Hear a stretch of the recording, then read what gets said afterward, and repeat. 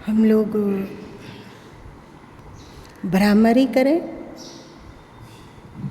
5 भ्रामरी ऐसा जिसमें कि ओरिजिनल दांत जैसा रहता है वैसे 5 भ्रामरी, दांतों में थोड़ा सा गैप, होंठ बंद रहना चाहिए, और 5 भ्रामरी दांतों में अधिक गैप, और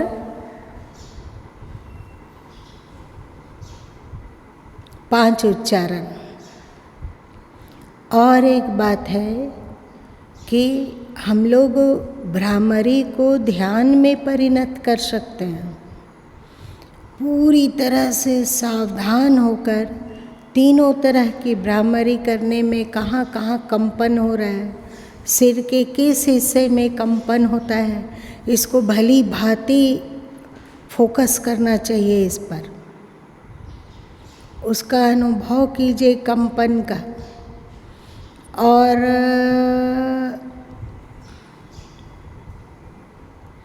आप लोग जानते होंगे सदगुरु कबीर साहब की इस बानी, धद्धा अरद माही अंधियारी, अरद छोड़ी उरद मंतारी, अर्दई उरद मन लावे, आपा मेटी के प्रेम बढ़ावे। अर्ध मतलब क्या? धद्धा अरद माही अंधियारी, आधा में सदगुरु कबीर साहब कितनी वैज्ञानिक बात बोल रहे हैं कि आँख के नीचे से लेकर पैर के तलवे तक ये बहुत बड़ा हिस्सा है ना। अब आँख के ऊपर का आप मस्तिष्क देखिए तो इतना ही है मात्र, लेकिन सदगुरु कबीर साहब देखने में ये मस्तिष्क इतना दिख रहा है, पर सदगुरु कबीर साहब कहते हैं कि हम लोग का व्यक्तित्व, हम लोग का जो ऊर्जा है वो जितना शरीर में है वो उससे अधिक हमारे मस्तिष्क में है या नहीं।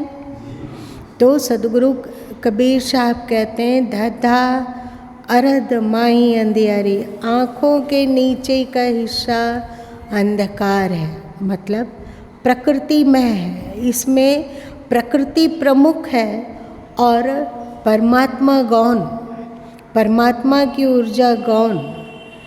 और हमारा ये जो छोटा सा मस्तिष्क बच गया, आँखों के ऊपर भ्रिकुटी से लेकर एक बित्ता भी नहीं है, और शरीर को बित्ता से नापो तो शायद कितना बड़ा, कितने बित्ते हो जाएंगे।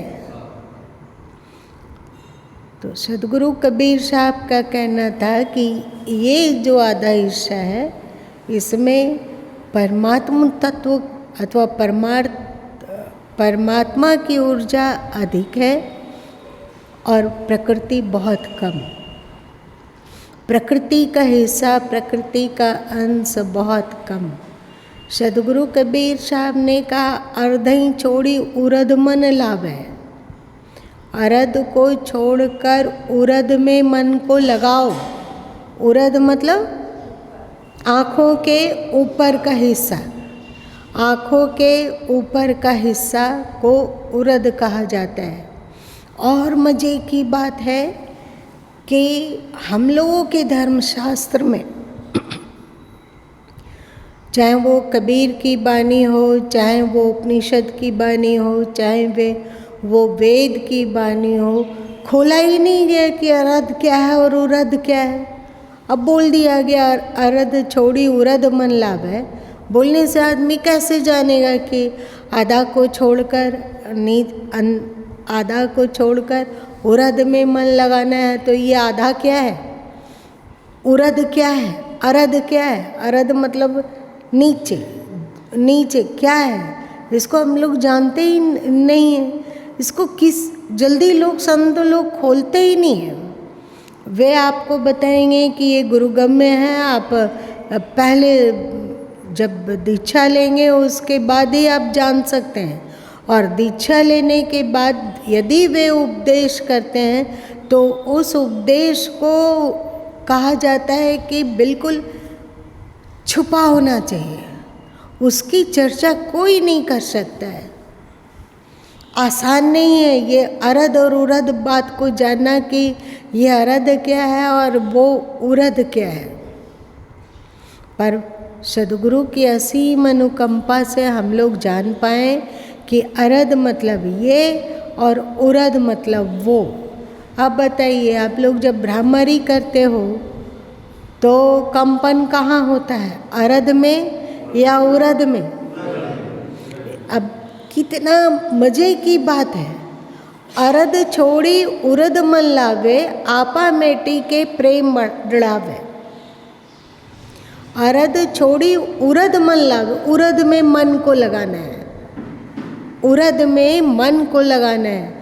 और भ्रामरी में क्या होता है कि जो सिर के विभिन्न कोनों में कंपन हो रहा है उसमें मन लगाने की बात कही जा रही है।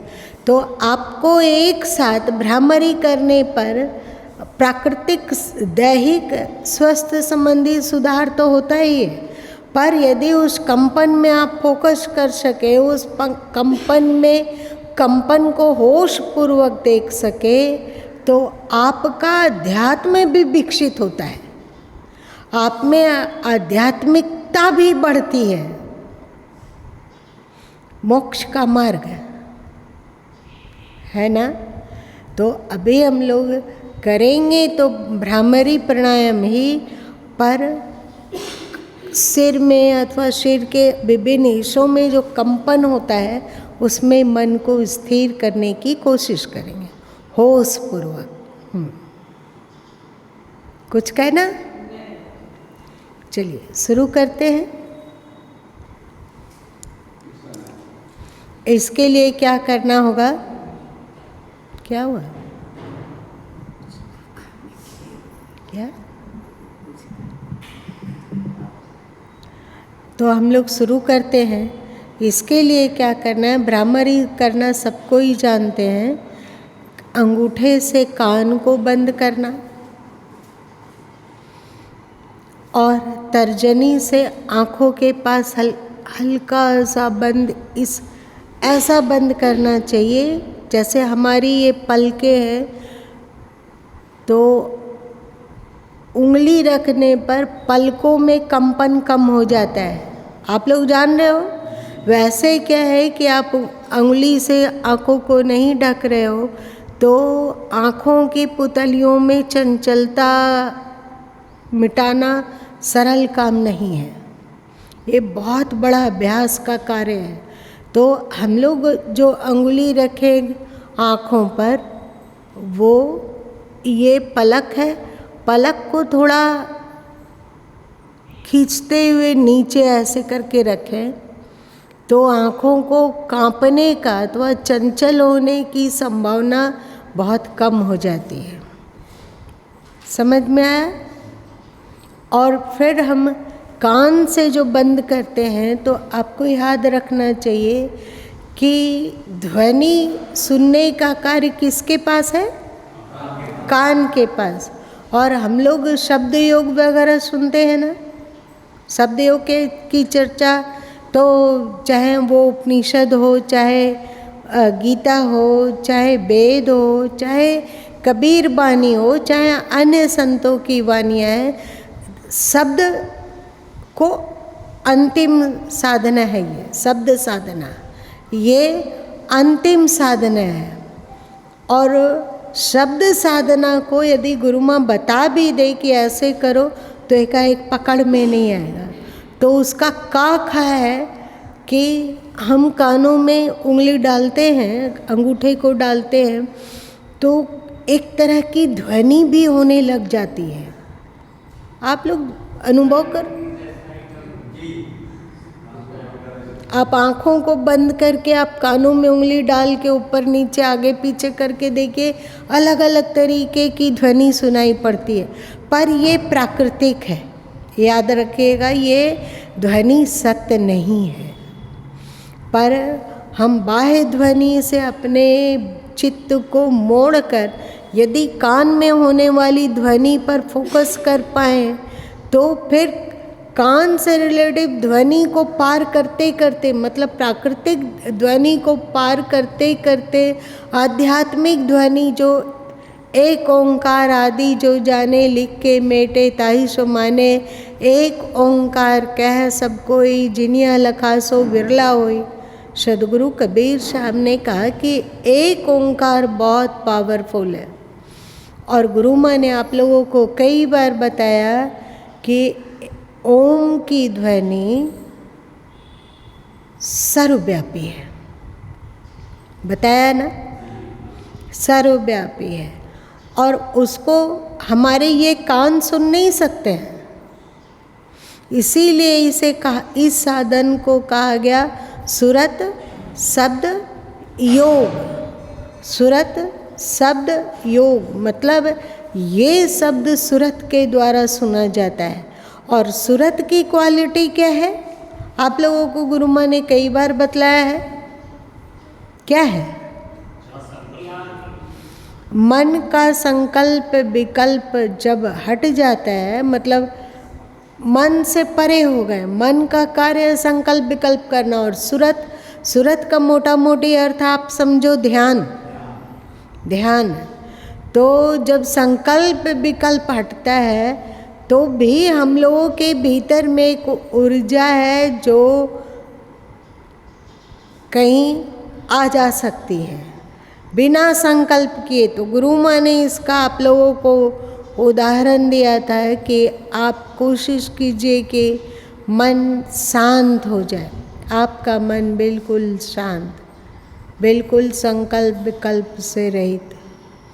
अब बिना संकल्प विकल्प का अंदर में कुछ तो है जहाँ पर आप भावना किए कि पैर, पैर का अंगूठा, संकल्प विकल्प से नहीं, ये बारीक बात है, समझो इसको।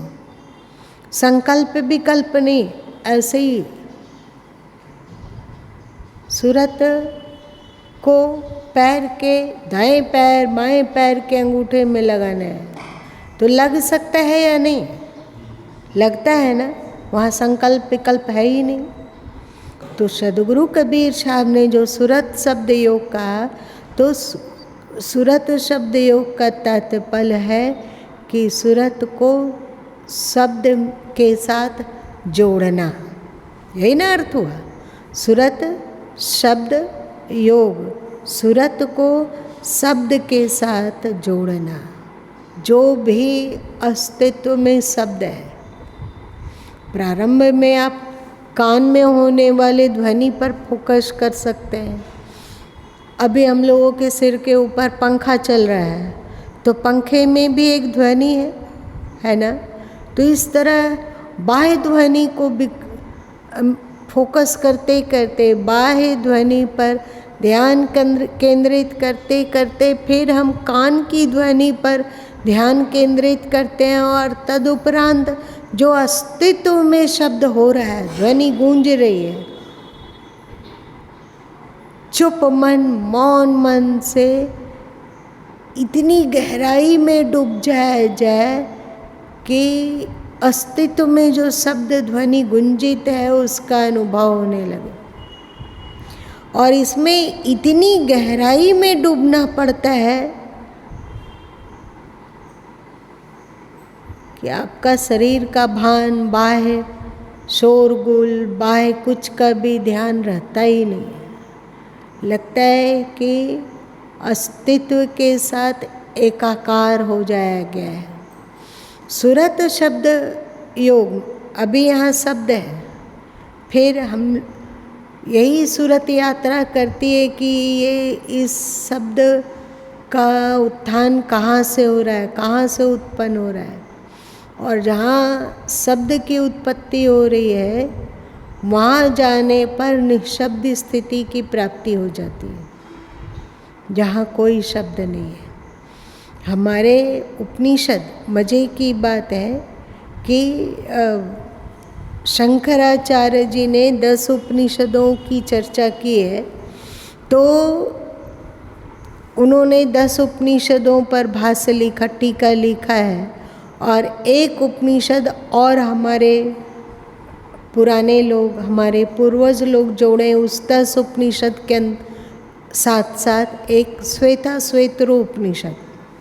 हमारे विगत पूर्वजों के को ये भान हुआ कि जैसे 10 वो उपनिषद कीमती है जिसका कि शंकराचार्य जी ने टीका किया, वैसे ही श्वेताश्वेतरो उपनिषद सबसे छोटी उपनिषद है, वह भी बड़ा कीमती है ना। और पर ये जो 11 उपनिषद है आपको बताया कि सत्य ये है, सत्य ये है, प्रकृति ये है और सत्य ये। आप लोग समझ रहे हो कि इसको यहीं पे स्टॉप कर दिया जाए? समझ रहे? तो इन 11 उपनिषदों में बतलाया गया कि अस्तित्व क्या है और प्रकृति क्या है। आपकी पहचान भली बाती हो गया। अब अस्तित्व क्या है उसमें छपाका लगाने के लिए आपको कुछ कुछ उपनिषदें हैं ऐसा, जैसे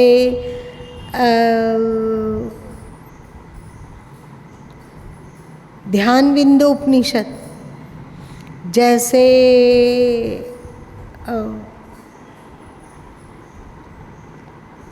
नाद बिंदु उपनिषद, और साथ साथ में ऐसे भी उपनिषद है जिसमें लय योग को बतलाया गया।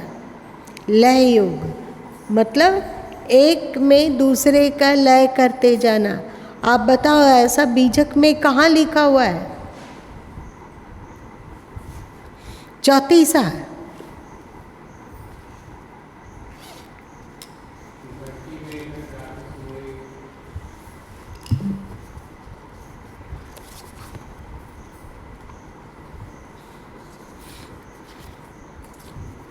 इसीलिए गुरु माँ कहते हैं कि बीजक को तुम लोग हल्के में मत लो।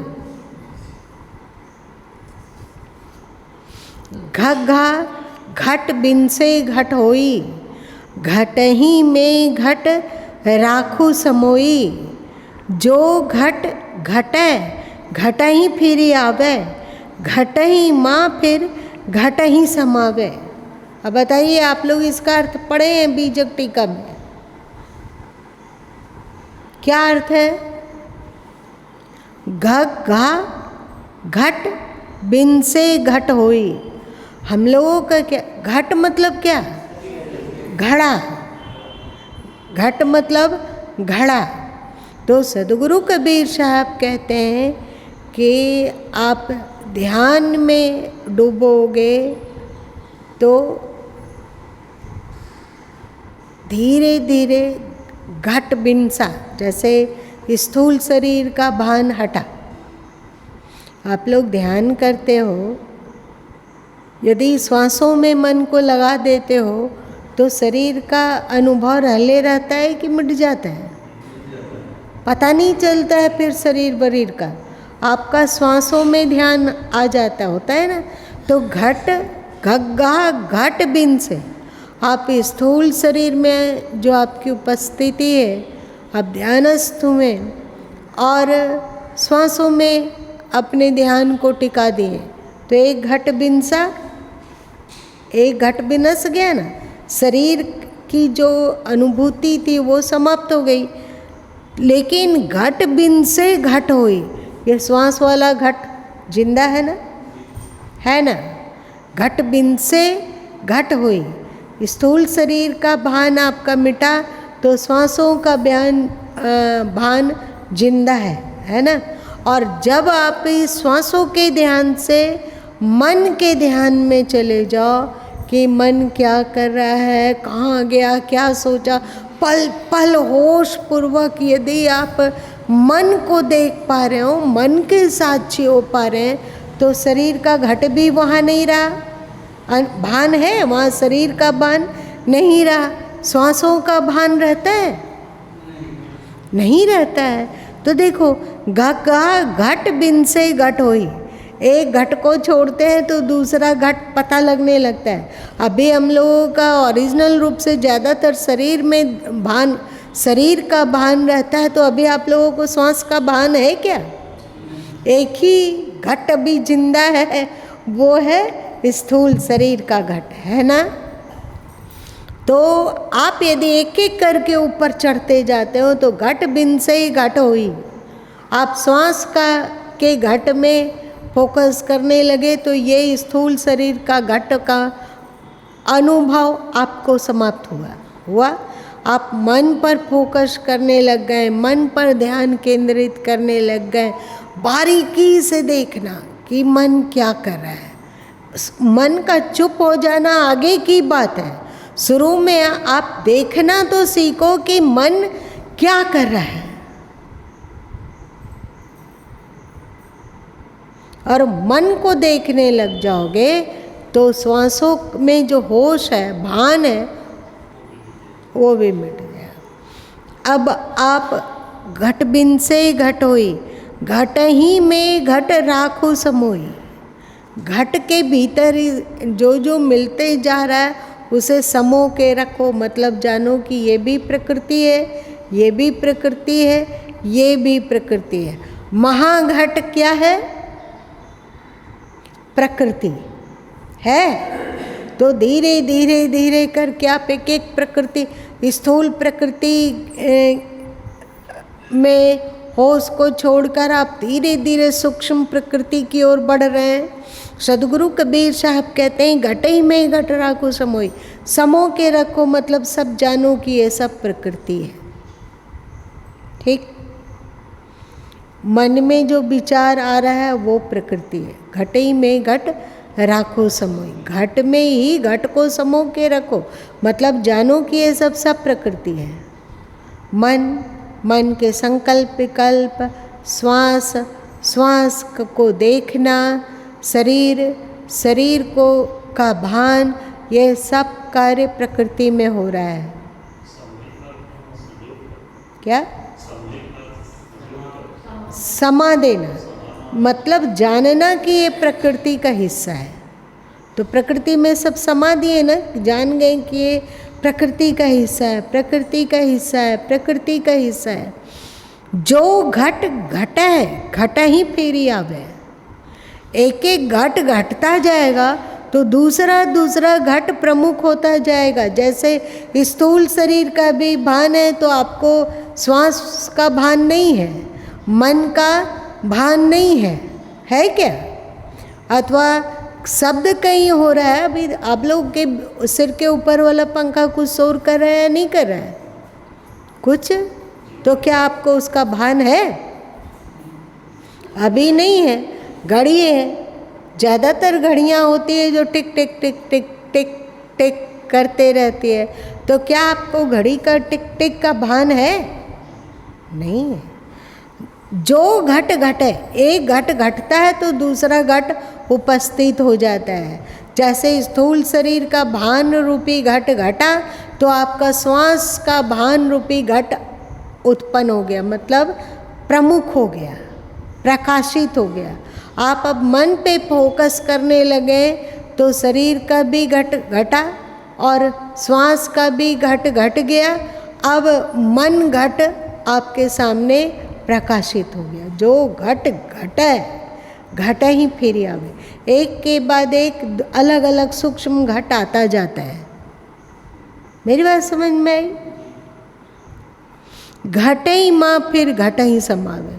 जो भी आ रहा हो उसे जानो कि वो घट में घट का ही हिस्सा है, प्रकृति का ही हिस्सा है। तो इसमें सत्य क्या है? जैसे आप लोग फूलों का माला तो देखे होंगे, देखे हो, और जाप माला को भी देखे होंगे। जाप माला में कितने मन के होते हैं? 108 होते हैं। और फूल की माला में एक से अनेक पुष्प होते हैं। पर चाहे जाप माला हो चाहे पुष्प की माला हो, फूल अलग है, मन के अलग अलग ढेर सारे हैं, पर उसमें सूत एक ही है। आपका जो जाप माला है 108 मन के हैं उसमें, लेकिन सूत कितने हैं? एक है। वैसे ही यहाँ पे आपका शरीर अलग अलग पता चलेगा कि ये स्थूल शरीर है, ये सूक्ष्म शरीर है, ये श्वास है, ये आँखों की चंचलता है, ये मन की चंचलता है, ये बुद्धि की निर्णय शक्ति है, और ये अंग है कि मैं हूँ, मैं हूँ। ये अहंकार अलग अलग मन के है ना। ये मन के ये पुष्प किस आधार पे गुथे हुए हैं? सूरत पर, सूरत आधार।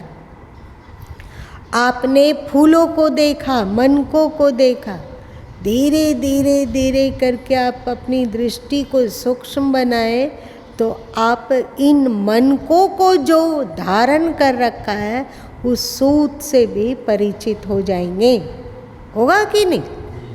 उसी तरह इन सब घट को, ये भी घट है, ये भी घट है, घट मतलब प्रकृति, ये भी प्रकृति का हिस्सा, ये भी लेकिन ये प्रकृति का हिस्सा किस आधार पर गुथा हुआ है?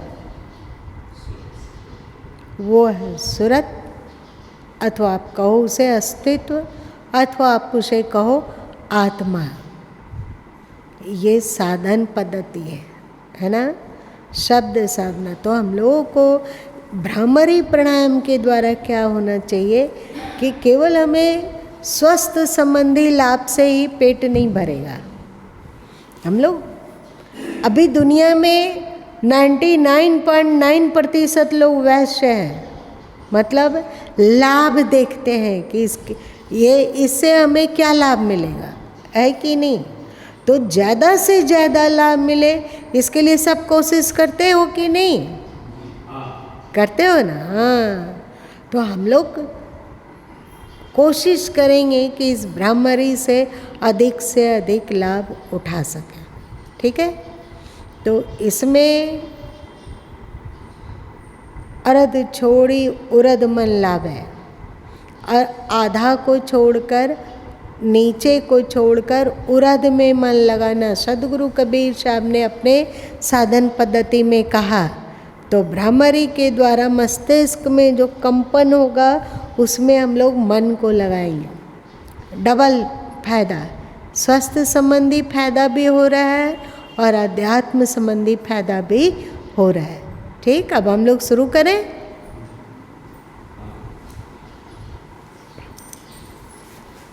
आँखों को बंद करने का तरीका बता दिया जिससे कि आपकी आँखों में चंचलता ना हो।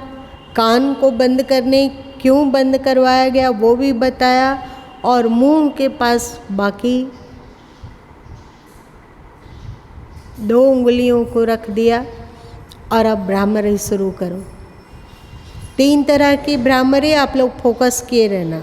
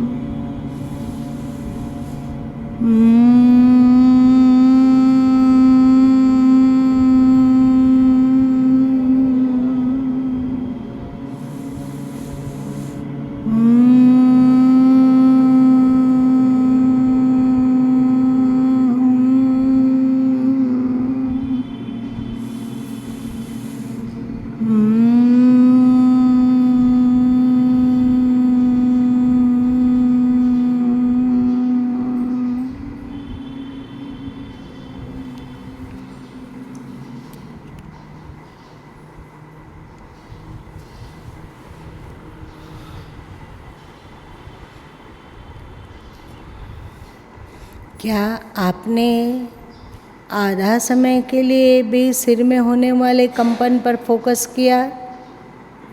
मान लिया जाए कि 2 मिनट आप बैठे हैं, 2 मिनट 3 मिनट इस भ्रामरी में लगा, तो यदि 3 मिनट लगा तो क्या 1.5 मिनट तक आपका फोकस रह पाया सिर पर?